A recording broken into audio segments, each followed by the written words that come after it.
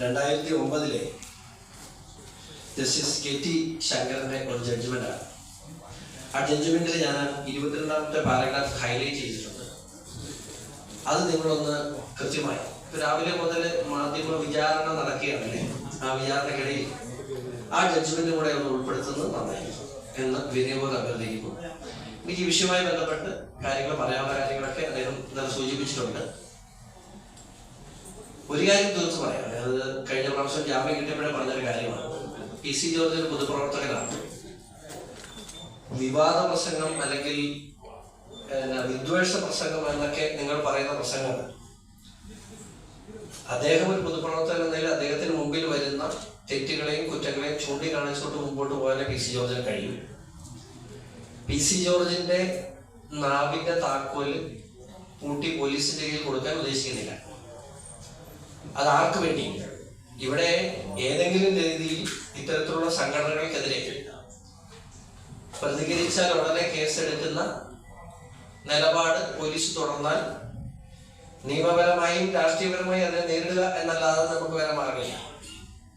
തീർച്ചയായിട്ടും അത് അതുപോലെ തന്നെ തുടരും എന്ന് പറഞ്ഞുകൊണ്ട് ഇവിടെ ഒന്നും മിണ്ടാൻ പറ്റാതെ ഇരിക്കാൻ, ഇത്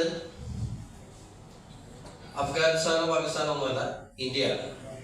ഇവിടെ സംസാരിക്കാനുള്ള സ്വാതന്ത്ര്യം ഭരണഘടന നമുക്ക് വാഗ്ദാനം ചെയ്യുന്നു. അത് സ്വാഭാവികമായി മിണ്ടി തന്നെ പോകണം എന്നാണ് അദ്ദേഹത്തിന്റെ തീരുമാനമെങ്കിൽ തീർച്ചയായിട്ടും അതാണ് ശരിയെന്നാണ് നമ്മൾ വിശ്വസിക്കുന്നത്.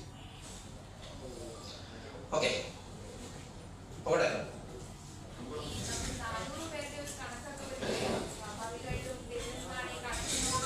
എന്തിന് 400-4000 കണക്കുണ്ട്. പക്ഷേ അത് അത് അത് ബോധ്യപ്പെടുത്തേണ്ടവർ ചോദിച്ചാൽ കൃത്യമായി ബോധ്യപ്പെടുത്താൻ കഴിയും. പെൺകുട്ടികൾ, ഇത് ഞാൻ ഇന്നലെ ഉണ്ടായിട്ടുണ്ട്. ഇന്നലെ ഞാൻ പറഞ്ഞത് അതിന് 28 റിപ്പോർട്ടഡ് ജഡ്ജ്മെന്റ്സ് കേരളത്തിലെ വിവിധ ഹൈക്കോടതികളുണ്ട്. അതിനകത്ത് ഒരെണ്ണമാണ് ഞാൻ ഇപ്പൊ നിങ്ങൾക്ക് അയച്ചിട്ടുള്ളത്. ഒരെണ്ണം 28 റിപ്പോർട്ടഡ് ജഡ്ജ്മെന്റ്സ് ഉണ്ട്. ഇല്ല എന്ന് പറഞ്ഞിട്ട് കാര്യമില്ല എന്ന് വെച്ചോട്ട് ഇപ്പൊ ഒരു കാര്യം കൂടെ പറഞ്ഞു, നിങ്ങൾ ചോദിച്ചോണ്ട് പറയട്ടെ. അങ്ങനെയാണെങ്കിൽ ഞാനും ലൗകികത.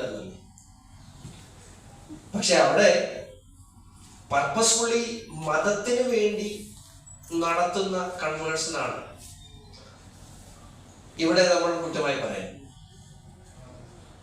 അതിന്റെ പുറകിൽ ഒരു ദുർദ്ദേശം ഉണ്ടാകുന്നു. അങ്ങനെ കൺവേഴ്സന് വേണ്ടി സമുദായം പ്രേരിപ്പിക്കുന്നു എന്ന ഘടകങ്ങൾ വരുമ്പോഴാണ്. അല്ലാതെ എത്രയോ ഇപ്പം ഞാൻ പറയും, മുസ്ലിം സഹോദരങ്ങളിൽ തന്നെ അന്തസ്സായിട്ട് ജീവിക്കുന്ന, മാന്യമായി ജീവിക്കുന്ന എത്രയോ കുടുംബങ്ങളുണ്ട്. പക്ഷെ പർപ്പസ് വേറെയാകുന്നു. ജിഹാദിന് വേണ്ടി ആകുമ്പോഴല്ലേ ഇതൊക്കെ ഒരു പ്രശ്നമായി മാറും. അപ്പൊ അവിടെ ഇത്തരം കാര്യങ്ങളെ സംബന്ധിച്ച് ഇല്ല എന്ന് നിങ്ങൾ ഈ ചാനലിൽ വാർത്ത നടത്തുമ്പോൾ ഈ കോലാഹലങ്ങൾ വെക്കുന്ന നിങ്ങൾക്ക് എല്ലാവർക്കും അറിയാം ഇതുള്ളതാണ്.